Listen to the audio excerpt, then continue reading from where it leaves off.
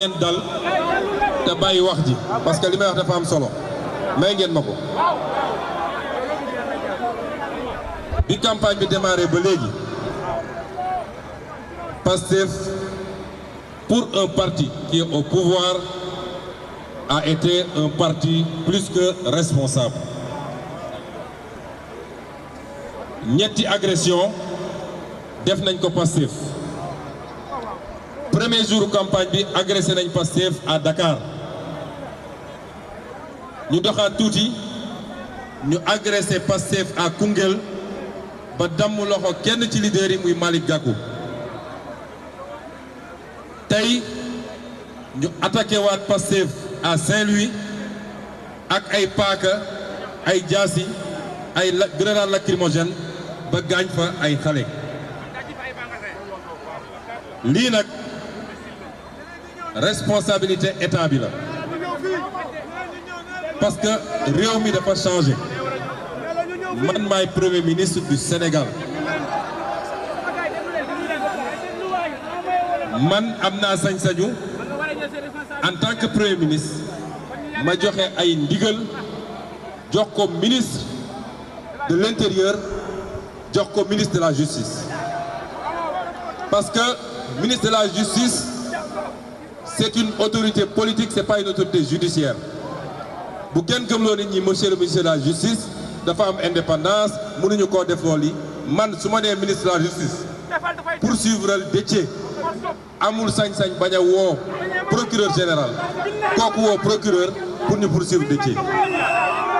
loolu mooy dëgg bi ministre de l'intérieur sama gouvernement la nekk man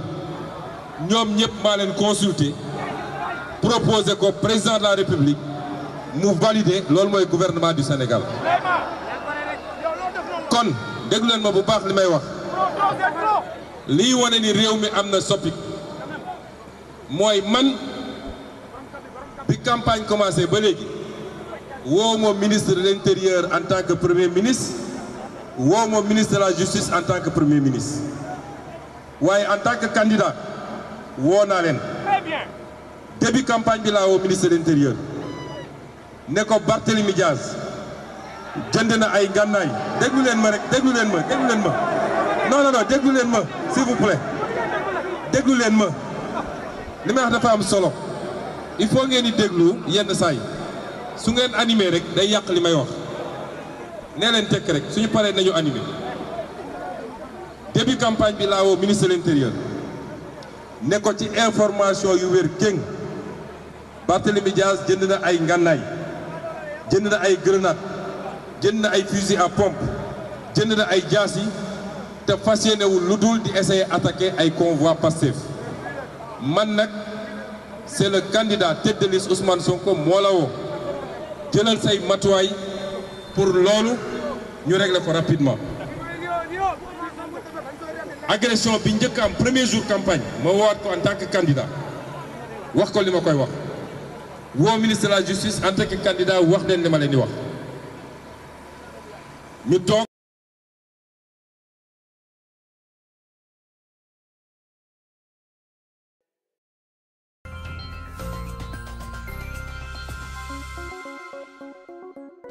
Les perspectives économiques de l'Afrique subsaharienne s'améliorent lentement,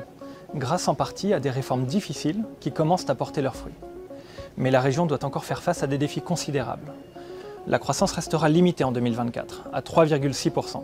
et se caractérisera par de grandes disparités au sein de la région. Les pays riches en ressources naturelles, en particulier les pays exportateurs de pétrole, peinent à suivre le rythme.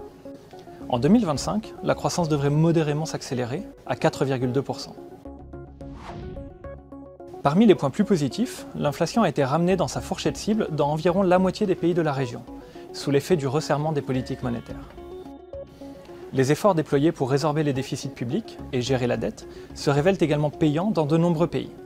Le ratio dette sur PIB et la charge des intérêts restent élevés, mais ont cessé d'augmenter, ce qui permet aux pays de reconstituer leurs réserves internationales.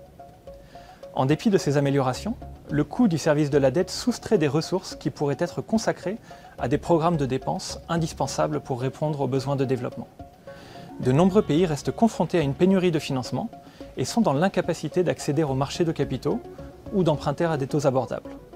Les pressions politiques et sociales ajoutent à la complexité de la situation. Les taux de pauvreté élevés, l'augmentation du coût de la vie et le manque de perspectives nourrissent les frustrations sociales,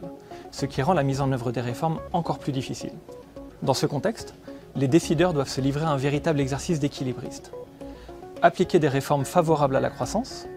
continuer à réduire les déséquilibres économiques et susciter une adhésion ainsi qu'un soutien social et politique pour assurer le succès de ces réformes. Plusieurs éléments contribueront à l'acceptabilité des réformes, en particulier l'amélioration de la gouvernance pour rétablir la confiance en la gestion des fonds publics, des dispositifs de protection sociale pour protéger les plus vulnérables, et l'adoption de stratégies de communication et de consultation soigneusement élaborées. De plus, il est primordial que la communauté internationale redouble d'efforts pour soutenir les pays qui adoptent les mesures pertinentes. Ces réformes prenant souvent du temps à porter leurs fruits, la solidarité internationale joue un rôle essentiel pendant la période transitoire. De son côté, le FMI se tient prêt à renforcer son engagement, déjà important, pour soutenir la région. Pour en savoir plus sur la croissance économique de l'Afrique subsaharienne et les défis à venir, consultez les perspectives économiques régionales en cliquant sur le lien ci-dessous.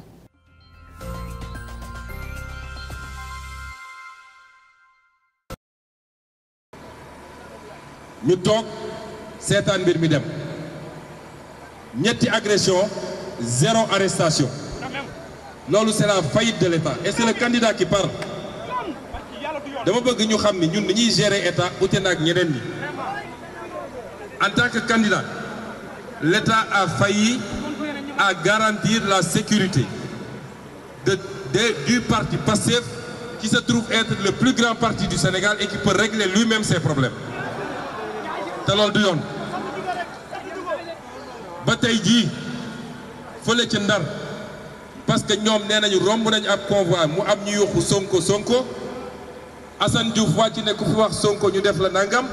ñu génne seeni jaas yi yéen di ngeen gis image yi su ngeen demee ci réseaux sociaux yi loolu lu garaaw la ci réew mi woo naa nag ministre de l'Intérieur nee naa ko depuis 15 ans dans ce pays benn waaye fi nekk ñu tuddee ko Barthélémy Diaz mu xamadi ba fu xamadi yem yaruñu ko waaye baayam bu dee baayam boo xamadi moom mënul bañ a xamadi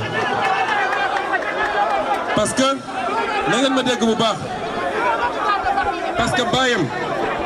yàgg ngeen dégg baayam di wax lu bon ci man ma noppi ne jaru ko waaye bu matoon li mu doon man ma mat ko doom du taxaw ci télé yi di wax lu bon ci man ak lu ñaaw waaye depuis 15 ans toutes les sources de violence benn waaye fi nekk di jaay ni moom boy Dakar la di recruter ay nervi foog ni loolu mën na wéy moo wax ni bis ni ki tey loolu jeex na Sénégal bis ni ki tey loolu jeex na Sénégal li des ci campagne bi man dama ne woon à partir de jeudi damay dem defi Médina Yoro Foulah def Vélingara terminé en beauté à Bignona waaye fii la ñuy toog ñoom dootuñu campagne ci réew mi c'est fini dootuñu campagne ci réew mi c'est fini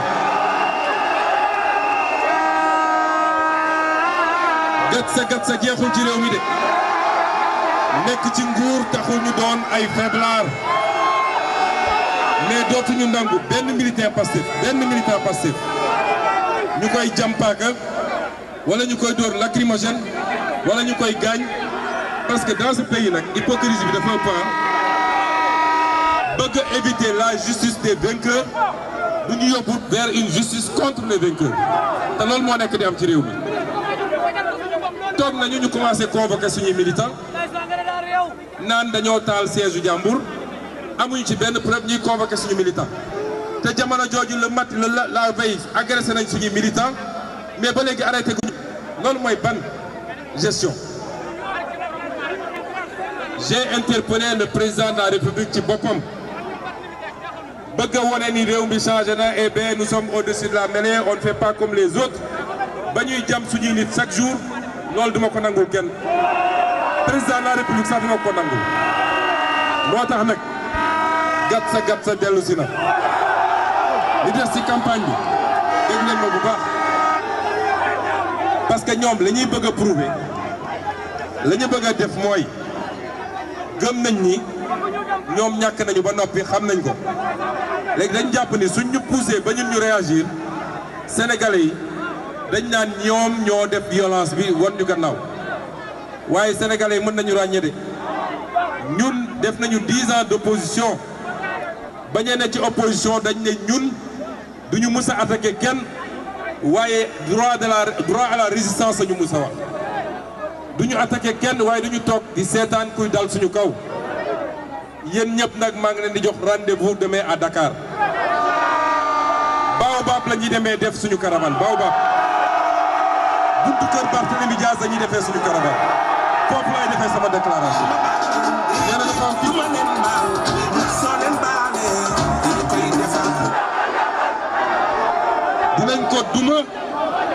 dinañ ko duma sur le terrain dimanche ñu duma leen ci heure nii mais lii dootul am Sénégal daf fi nekkoon ak ay moroomu baayam naan sama maam Wade di jaay réewal bi waaye dafa taseeg waa génération ñu ëpp ko nit ëpp ko doole ëpp ko fit fi ñu jaaru fa kon nag bukki bu yamee waxamaana loolu jeex na fi. Le ministre de l'Intérieur, dans les 24 heures, s'il n'arrête pas ceux qui ont fait ces forfaitures, su ko réglé wul moom ñun dinañ ko réglé suñu bopp loolu maa ko wax fii et j'assume entièrement parce que ni ma doon wooyee droit à la résistance démb noonu laa koy wooyee tey te du tere benn sénégalais votel ñu parce que xam nañ fu dëgg bi nekk kon waa Rufisque maa ngi jéggalu ci ni ma waxee waaye nit sa njaboot rek nga am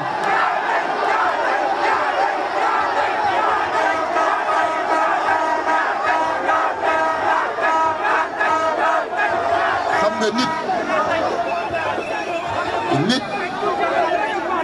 nit sa njaboot rek nga am te njaboot gi toog nañu 5 dernières années yi njaboot gi souffrir nañ trop du ñu ñëw nag ba tey ñu yor nguur ñu naan njaboot gi dañuy continuer di leen agresser man may le responsable moral de ce parti ma toog di ko seetaan loolu jeex na tey kon la ca des nag defe naa candidat yi jël parole wax nañ ko ba mu leer nañ élection bi yéen ñëpp xam ngeen enjeu bi mooy en finir définitivement avec ces politiciens alimentaires nga xam ne sàcc alalu réew mi randal jaay les intérêts stratégiques du pays à des étrangers clientélisme loolu rek lañ fi nekkee gis ngeen Barthélémy Dias man maa ko joxoon gannaaw yàlla mairie Dakar yéen xam ngeen ko Barthélémy Dias mënul gagner benn quartier de Dakar man maa ko joxoon mairie Dakar waaye décevoir na ma ndax li mu nekkee mairie Dakar bàyyi leen man bi ñu toogee dama ne président Diomaye yow xam nga ni li ñuy def ci mairie bourse fictive yi ñuy def naan lii ay étudiants la fekk du ñu ay étudiants ñu damm ko seen poste surfacturation marché yi man leen rek laa demandé nañu auditer les mairies nañ ko commencé mairie Ziguinchor bi nga xam ne man maa nekkoon maire bi bu boobaa kenn du ne dañoo def chasse à la sorcière waaye li ne mairie Dakar dinañ ko yulli ba mu génn parce que xam nañ li fa xew et j'interpelle une fois de plus l'État du Sénégal un État ne doit pas être faible yàgg naa di interpeller monsieur le président de la République yu bëri suñ ko defoon noonu tey duñu nekk fii ñu nekk nii un État ne doit pas être faible tey li xew Sénégal la ñuy wax ci média yi kenn ñeme ko woon def ci Senghor kenn ñeme ko woon def ci Wade kenn ñeme ko woon def ci Diouf kenn ñeme ko woon def ci Macky Sall tey rek gis ngeen benn vidéo benn waay bu taxaw ne régime bi ils vont empoisonner toute l'opposition xam naa leen loolu ñeme woon nañ ko def ci yeneen jamono c'est parce que dañ leen laisser ñu def loo wax ñu ne non on doit montrer qu'on est différent un pays nag on le gouverne dans la discipline dans le droit mais dans la discipline mais ku neex xëy saaga Ousmane Sonko suba ba ngoon jot dara du la ci fekk loolu dina jeex ci réew mi bu ko état réglé wu ñu réglé ko suñu bopp te mën nañ ko kon sortez massivement voter le dimanche prochain wax ji du bëri de fii du ma fi def discours ci programme wala ci pôle loolu dañ ko def gannaaw ëllëg li ma leen di wax mooy li des ci campagne bi fii Rufisque gagné woon nañ ko largement et ñu amaat nag gën koo yaatal ba ñenn ñoo xam ne sax ñi ngi woon ci ñoom ku mel ni le maire Omar Cissé dem nañu ba gis ni ñii newuñu ci dëgg ñu ñëw ne dañuy ñëw yokk doole ànd ak ñun ñu liggéey bi kon man gëm naa ni su doon 60% la ñu amoon Rufisque gëm naa ni bii pas 85% di ngeen ko voter pour la liste de Pastef loolu man lu ma gëm la kon gars yi jox naa leen rendez-vous à partir de demain waa Rufisque waa Kër Massar waa Guédiawaye waa Pikine boo fekk waa Dakar juróomi fan yi des ci campagne bi dinañ xam ni Dakar am na borom Sénégal am na borom te Pastef mooy borom Dakar mooy borom Sénégal ñu ngi leen di gërëm di leen sant asalaamaaleykum wa rahmatulah.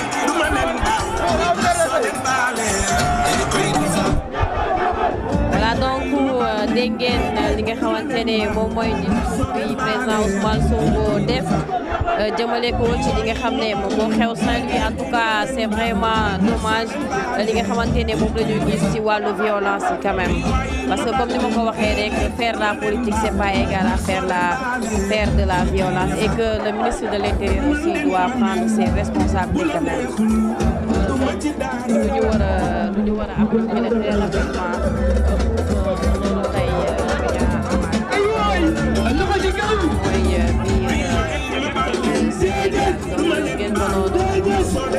loolu tey tey jeex na